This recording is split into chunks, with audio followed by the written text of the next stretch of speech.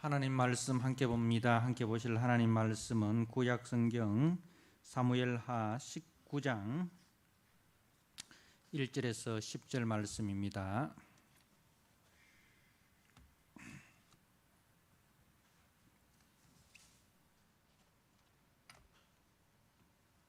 사무엘하 19장 1절에서 10절 말씀, 주신 말씀을 봉독드립니다. 어떤 사람이 요압에게 아뢰되 왕이 압살롬을 위하여 울며 슬퍼하시나이다 하니 왕이 그 아들을 위하여 슬퍼한다 함이 그날의 백성들에게 들리매 그날의 승리가 모든 백성에게 슬픔이 된지라. 그날의 백성들이 싸움에 쫓겨 부끄러워 도망함같이 가만히 성읍으로 들어가니라. 왕이 그의 얼굴을 가리고 큰 소리로 부르되 내 아들 압살롬아 압살롬아 내 아들아 내 아들아 하니 요압이 집에 들어가서 왕께 말씀드리되 왕께서 오늘 왕의 생명과 왕의 자녀의 생명과 처척과 비빈들의 생명을 구원한 모든 부하들의 얼굴을 부끄럽게 하시니 이는 왕께서 미워하는 자는 사랑하시며 사랑하는 자는 미워하시고 오늘 지휘관들과 부하들을 멸시하심을 나타내심이라. 오늘 내가 깨달으니 만일 압살롬이 살고 오늘 우리가 다 죽었다면 왕이 마땅히 여기실 뻔하였나이다. 이제 곧 일어나 나가 왕의 부하들의 마음을 위로하여 말씀하옵소서. 내가 여호와를 두고 맹세하옵나니 왕이 만일 나가지 아니하시면 오늘 밤에 한 사람도 왕과 함께 머물지 아니할지라. 그리하면 그 화가 왕이 젊었을 때부터 지금까지 당하신 모든 화보다 더욱 심하리다 하니 왕이 일어나 성문에 앉음에 어떤 사람이 모든 백성에게 말하되 왕이 문에 앉아 계신다 하니 모든 백성이 왕 앞으로 나오니라. 이스라엘은 이미 각기 장막으로 도망하였더라. 이스라엘 모든 지파 백성들이 변론하여 이르되 왕이 우리를 원수의 손에서 구원하여 내셨고 또 우리를 블레셋 사람들의 손에서 구원하셨으나 이제 압살롬을 피하여 그 땅에서 나가셨고 우리가 기름을 부어 우리를 다스리게 한 압살롬은 싸움에서 죽었거늘 이제 너희가 어찌하여 왕을 도로 모셔올 일에 잠잠하고 있느냐 하니라. 아멘. 오늘 사무엘하 19장 1절에서 10절 말씀, 슬픔을 이기는 다윗이라는 제목으로 말씀을 함께 나누고자 합니다. 이제 압살롬의 반역이 완전히 진압이 되었고 다윗이 예루살렘 궁으로 귀환을 하는 그 내용이 오늘 19장의 말씀입니다. 이제 다윗의 압살롬의 그 반란을 피하여 그 피난길에 오르면서 하나님 앞에 은혜를 간구하였습니다. 다윗은 그 피난길에 오르면서 하나님 앞에 은혜를 간구하였는데 15장 25절 말씀에 다윗이 이렇게 하나님 앞에 기도합니다. 만일 내가 여호와 앞에 은혜를 입으면 도로 나를 인도하사 내게 그 궤와 그 계신 데를 보이시리라. 이제 그 제사장들이 메고 온 여호와의 언약궤를 다시 예루살렘 성으로 돌려보내면서 다윗이 한 말이 내가 여호와 앞에서 은혜를 입으면 도로 나를 인도하사 내게 그 궤와 그 계신 데를 보이시리라. 그러니까 지금 내가 그 압살롬의 반역으로 피난길에 오르지만 그러나 하나님께서 은혜를 베푸신다면 내가 다시 돌아와서 하나님의 궤를 볼 것이다. 그렇게 다윗은 피난하는 가운데서도 오직 내가 돌아올 수 있는 것은 하나님의 은혜로만 가능하다는 것을 이제 알고 있었습니다. 그리고 하나님께 은혜를 구한 것이죠. 이제 하나님께서 그 다윗의 기도대로 은혜를 베푸셨습니다. 이것은 이제 다윗이 어떤 자격이 있어서 다윗이 어떤 공로가 있어서 그런 것이 아니고 하나님께서 이미 사무엘하 7장에서 다윗과 언약을 맺으셨죠. 다윗과 언약을 맺으셔서 다윗의 왕가를 통해서 메시아의 왕국을 세우시겠다. 다윗의 후손을 통해서 메시아를 보내시고 그리고 이제 메시아 왕국을 세우시겠다라는 그 약속을 하나님이 이제 지키시는 것이죠. 그러니 우리가 우리 자신을 보면 소망이 없습니다. 또 우리 주변의 사람을 보면 소망이 없습니다. 우리 믿음의 성도는 이제 항상 거룩하신 하나님의 이름과 그 영광을 바라보면서 그 하나님의 일하심을 믿고 나아가야 합니다. 우리 자신도 믿음의 대상이 아니고 그리고 어느 누구도 우리 주변에 어느 누구도 믿음의 대상이 아닙니다. 나도 넘어질 수 있고 누구도 다 넘어질 수 있습니다. 우리의 소망은 오직 신실하신 하나님, 능력의 하나님, 거기에 우리는 소망을 두어야 합니다. 그리고 하나님께서는 이제 자기 백성이라 할지라도 잘못하면 다윗과 같이 징계를 하십니다. 다윗도 범죄하였을 때 하나님께서 다윗을 징계하시죠. 그 징계하시는 목적이 어디 있느냐? 바로 죄를 깨닫고 죄를 회개하고 그리고 하나님의 거룩과 영광에 합당한 자로 다듬어 나가시는 거기에 징계의 목적이 있는 것입니다. 그래서 우리 하나님은 공의로우신 하나님이시죠. 그런데 이 공의에는 하나님의 이 공의에는 항상 하나님의 사랑이 숨어 있습니다. 하나님의 공의에는 항상 하나님의 사랑이 숨어 있고 그리고 그 공의의 가장 마지막에는 무엇이 나타나는가 하면 항상 하나님의 사랑이 나타납니다. 징계 속에 하나님의 사랑이 숨어 있고 징계 끝에는 반드시 하나님의 위로, 하나님의 사랑이 나타납니다. 우리가 예레미야 29장 말씀을 한번 보시기 바랍니다. 예레미야 29장 말씀, 예레미야 29장 10절에서 11절 말씀.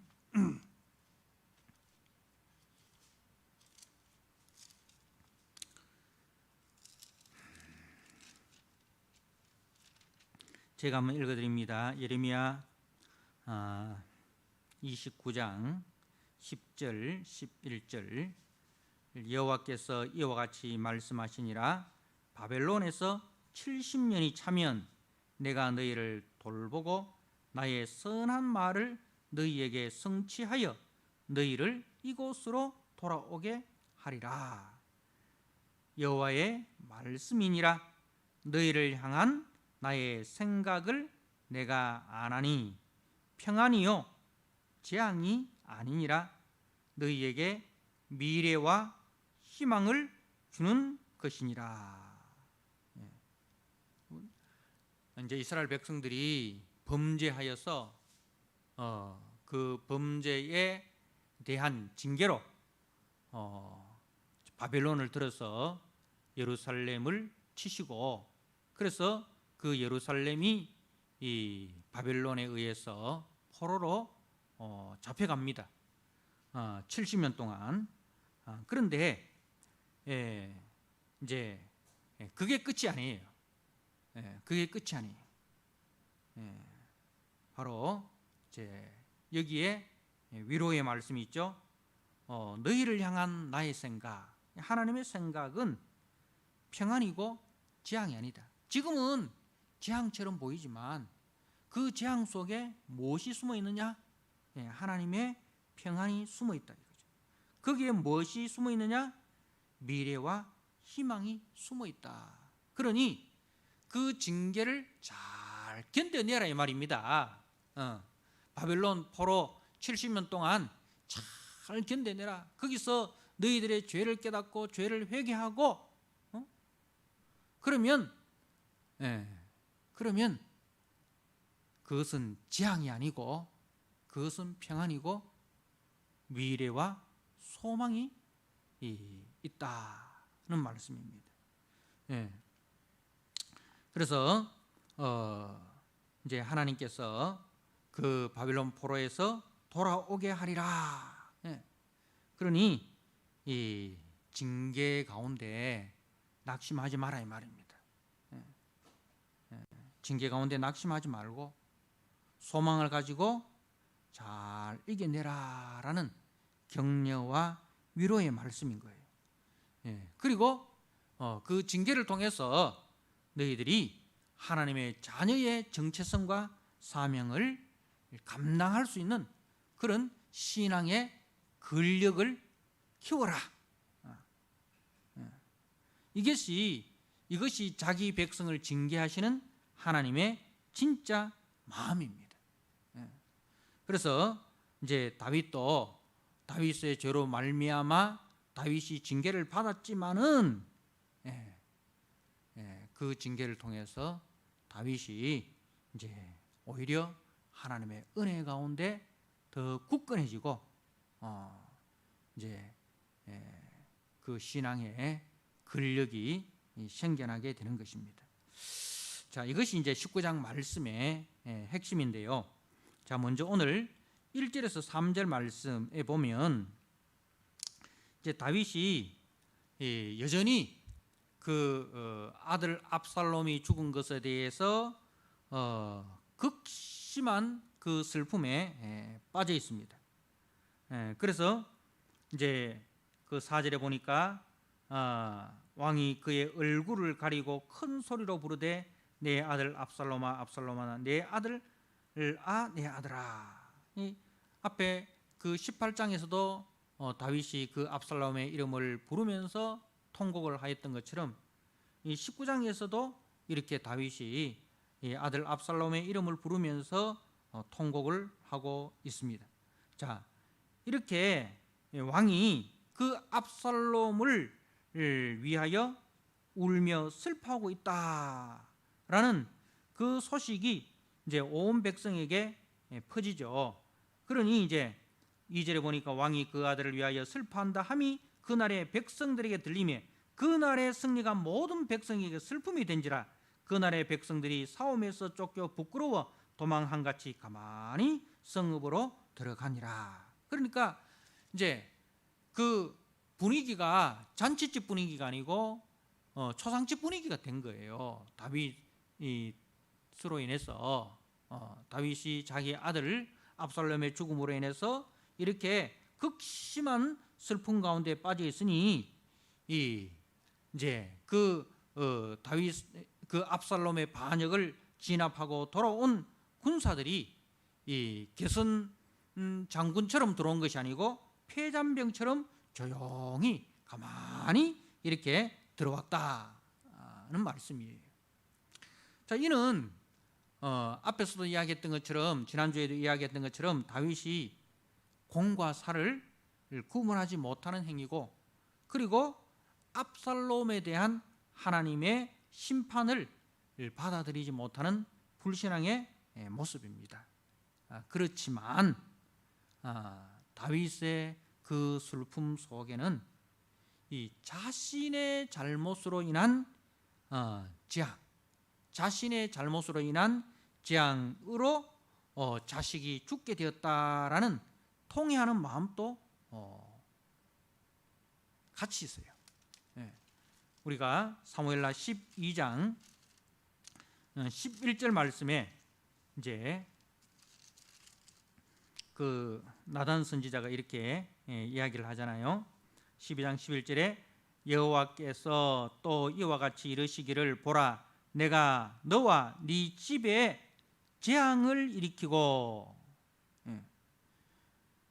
내가 네 눈앞에서 네 아내를 빼앗아 네 이웃들에게 주리니 그 사람들이 네 아내들과 더불어 백주에 동침하리라. 이렇게 이제 하나님께서 그 다윗의 범죄에 대해서 다윗과 다윗의 집에 재앙을 일으키시겠다라고 하였죠. 그러니까 지금 이 재앙은 다윗 자신의 죄로 말미암아 주어진 것이다. 그러니 나로 말미암아 자식이 죽게 되었다, 그렇게 이제 생각을 한 거죠. 그러니까 어떻게 보면 내가 하나님 앞에 잘못해서 내가 심판을 받아야 할 자리에 오히려 압살롬 네가 심판을 당하여 죽게 되었구나. 그렇게 짐작할 수 있는 것이 이제 앞에 18장 33절에 다윗이 이렇게 이야기하죠. 내 아들 압살롬아, 내 아들 압살롬아, 차라리 내가 너를 대신하여 죽었더라면, 차라리 내가 너를 대신하여 죽었더라면. 진짜 다윗이 이제 그 하나님 앞에 범죄함으로 심판을 받아 죽어야 되는데, 진짜 내가 죽어야 되는데 네가 죽었구나. 그러니까 어떻게 보면 다윗이 자기 집안에 이런 재앙이 일어난 가장 근본적인 원인이 나 자신에게 있다는 거예요. 나 자신에게 있다. 그런 이제 그 마음이 있기 때문에 이렇게 극심하게 슬퍼하는 거예요.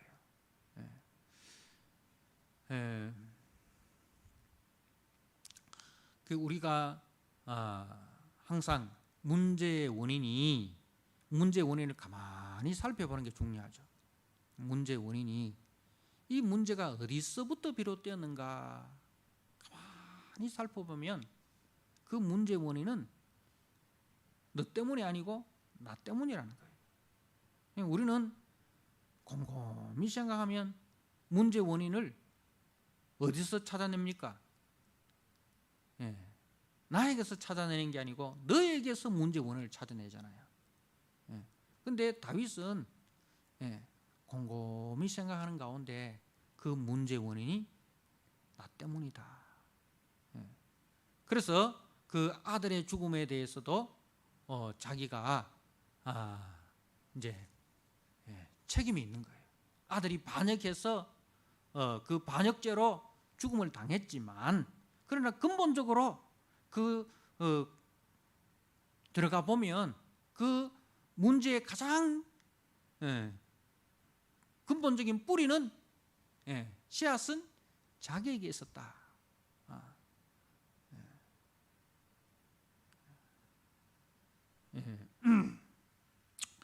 그런데 이제 그 다음에 이제 그 요압이 등장을 하죠. 요압이 등장을 하는데, 요압은 이런 다윗의 그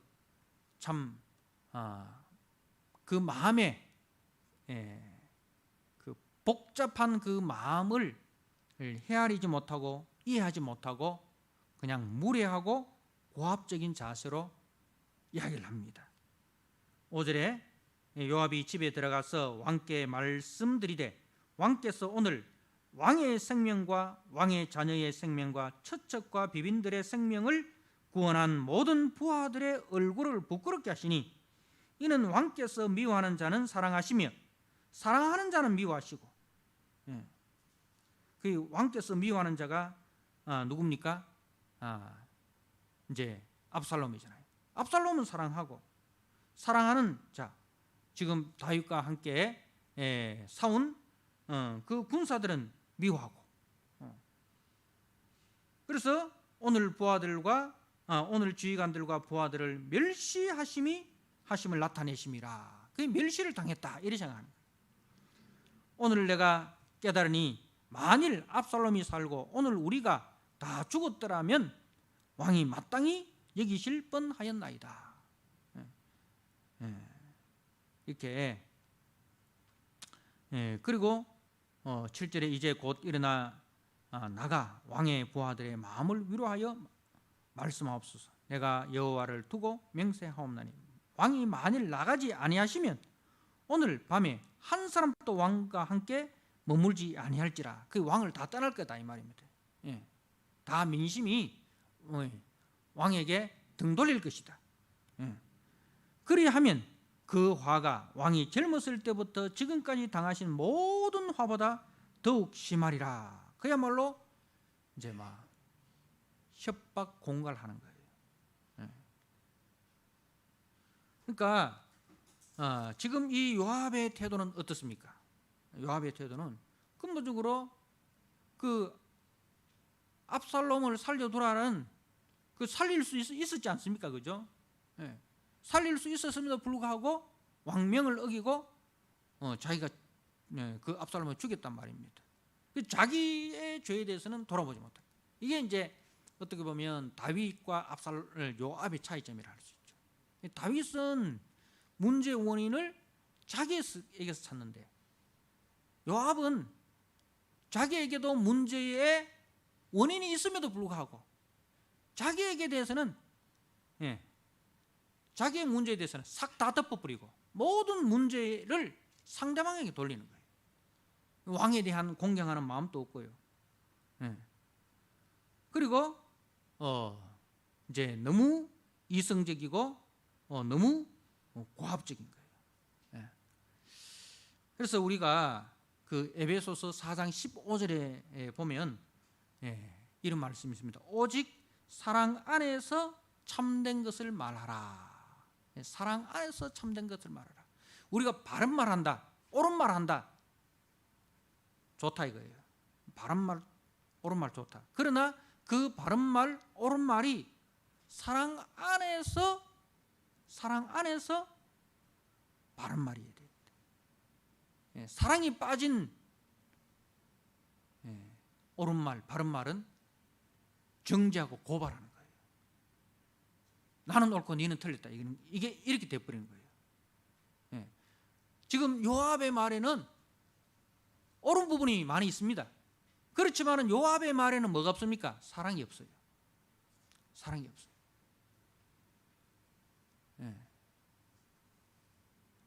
우리가 늘 이 부분을 조심을 해야 됩니다. 항상 어디서 싸움이 일어나느냐? 옳은 말에서부터 싸움이 시작돼요. 다 옳은 말이에요. 그런데 다 이쪽도 옳고 저쪽도 옳은데 근데 뭐가 없느냐? 사랑이 없어요. 이쪽은 저쪽을 이해하고 사랑하는 마음이 없고 저쪽도 이쪽을 이해하고 사랑하는 마음이 없어요. 그러면 그 옳음이 결국은 뭐가 되어버리냐면 싸움이 되어버려요. 싸움이 되어버려요. 그래서 우리 성도들은 나는 옳은 말만 한다. 나는 바른 말만 한다. 그게 중요한 게 아니에요. 그 옳은 말이 정말 상대방을 이해하고 상대방을 사랑하는 그 마음에서 그리고 그 마음이 전달되느냐 이 말입니다. 내가 이 말을 하는데 그 말이 상대방에게 전달될 때에 옳음과 더불어 사랑도 같이 전달돼야 돼요. 사랑도 같이 전달돼야 돼요. 그러면 상대방이 그 말을 들을 때 진짜 저 사람이 나를 사랑해서 이 말을 해주는구나. 그렇게 될 때에 마음의 문을 열고 그 말을 받아들여야 돼요. 그런데 옳은 말인데 이성적으로 맞아. 그런데 그 속에 사랑이 없어. 사랑이 없으면 사람의 마음을 여는 것은 사랑입니다. 사람의 마음의 문을 여는 것은 사랑이에요. 근데 그 사랑이 빠져버리고 옳은만 가지고는 절대로 상대방의 마음을 열 수가 없어요.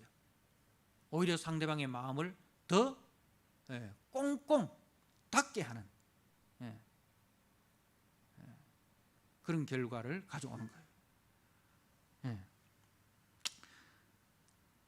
지금 다윗은 어떻게 보면 너무 감정에 사로잡혀 있고, 또 요압은 너무 이성에 사로잡혀 있습니다.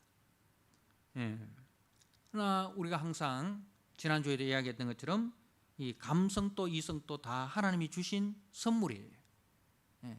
우리는 감성도 풍부해야 되지만 이성도 풍부해야 되고, 이성도 풍부해야 되지만 감성도 풍부해야 됩니다. 감성이 메마른 이성은 뭐가 됩니까? 굉장히 냉소주의자가 되는 거예요. 이 감성이 없는 이성만 가지고 있는 사람은 냉소적이 됩니다. 그런 사람하고 말하면 어떻게 되는지 아세요? 말은 맞아. 내가 어떻게 논리적으로 반박할 수가 없어. 말은 맞아. 그런데 듣고 보니 기분 나빠. 말은 맞는데 기분이 나빠. 그래서 우리가 그 말하잖아요. 네 말은 맞는데 네 말을 듣고 보니 내가 기분이 나빠가지고 난 네 말 못 듣겠다. 그렇게 이야기를 하지 않습니까? 그러니까 사람이 이 감정이 없고 너무 이성적이면 냉소주의자가 되어버립니다. 그리고 또 어떤 사람은 감정이 너무 풍부해. 그러나 이성이 없어. 그러면 그것도 문제야. 그래서 항상 감성과 이성, 이 다 하나님이 주신 선물인데 이것을 우리가 조화와 균형을 갖춰야 됩니다. 그래서 성경은 항상 이렇게 조화와 균형을 강조합니다. 하나님 사랑과 더불어 뭐도 같이 이야기합니까? 이웃 사랑도 같이 이야기하는 거예요. 그죠? 믿음도 강조하지만 믿음 안에 순종도 같이 강조하는 거예요. 항상 믿음과 순종, 그죠? 믿음과 순종. 순종이 없는 믿음은 야고보서에서 죽은 믿음이다 이렇게 했죠. 그 아브라함의 믿음은 순종하는 믿음이에요. 기생 라합의 믿음도 순종하는 믿음이었대요. 그죠? 히브리서 11장에 그 믿음의 사람들은 다 어떤 믿음이었습니까? 순종하는 믿음이었다 이거죠. 믿음과 순종.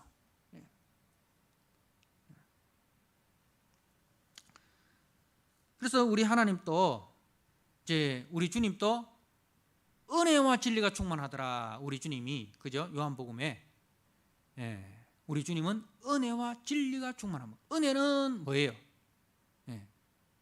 하나님이 우리에게 주시는 은혜, 그죠? 선물.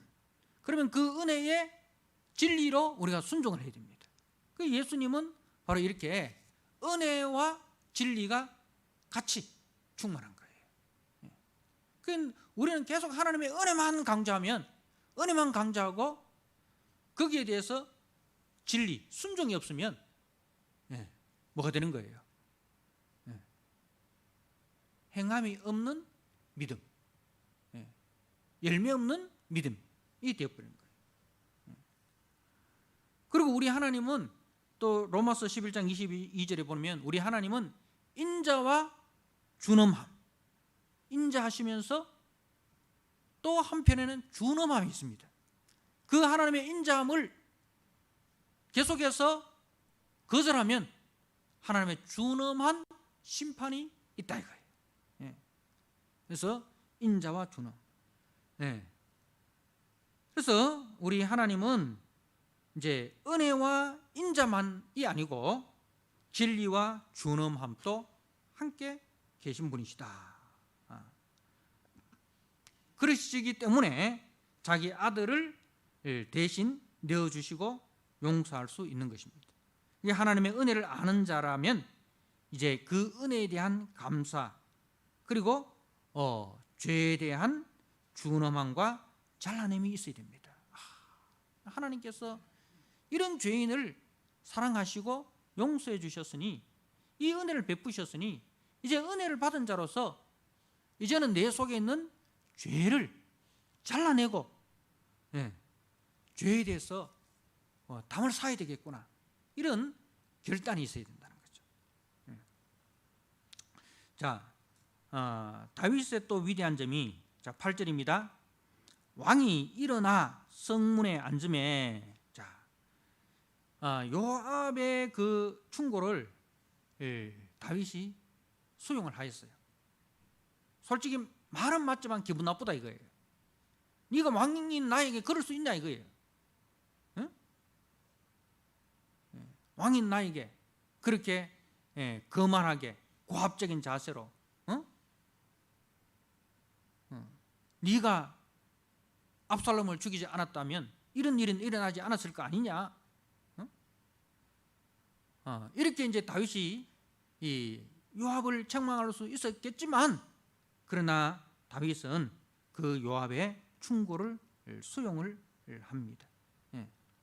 그래서 바로 다윗의 위대함은 그 요압의 무례함에도 불구하고 그의 충고가 옳기에 감정에 휩싸이지 않고 이성적으로 판단하여서 받아들입니다. 사람은 누구나 실수할 수 있습니다.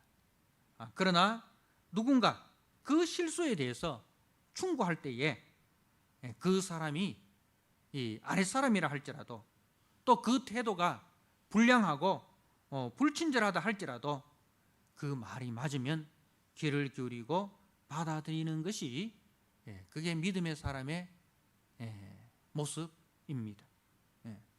우리가 시편 141편 15절 141편 5절 말씀을 한번 보시기 바랍니다.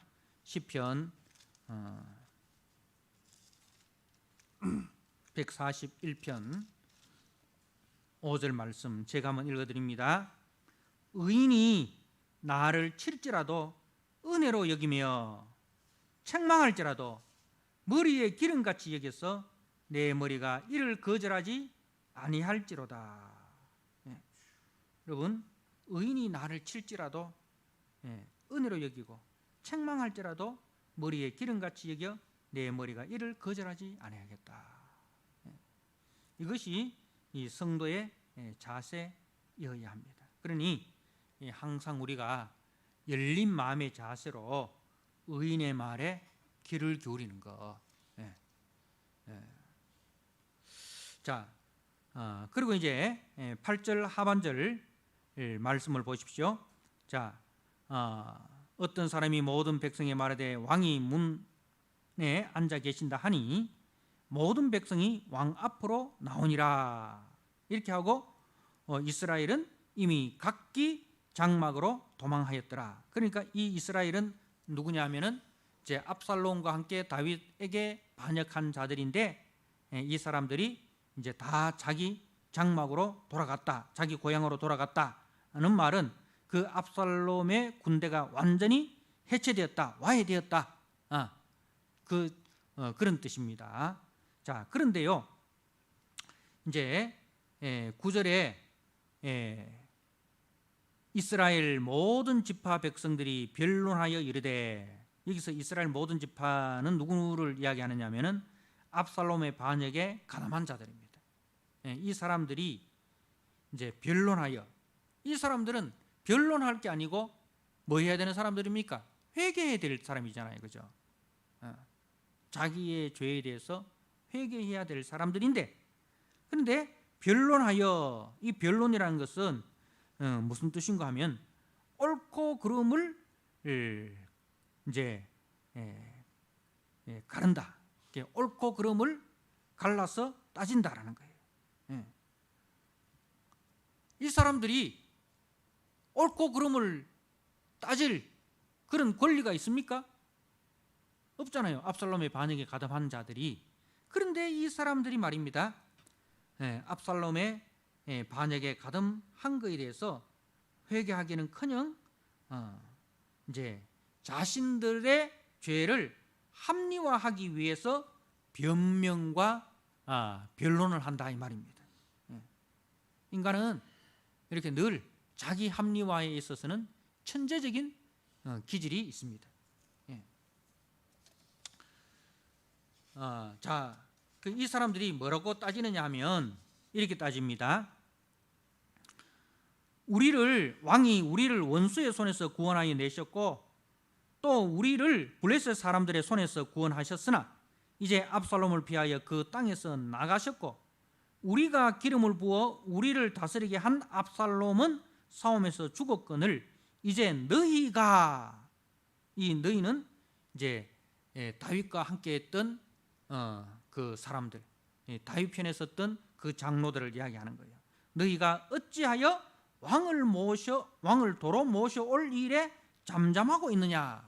그러니까 왜 빨리 왕을 모셔서 예루살렘으로 황궁하지 않느냐, 그 이야기를 하는 거예요. 그러니까 이제 이 압살롬 편에 섰던 사람들이 다윗 편에 있는 사람들을 향해서 왕의 황궁을 속히 서두르지 않는 것에 대해서 책망을 합니다.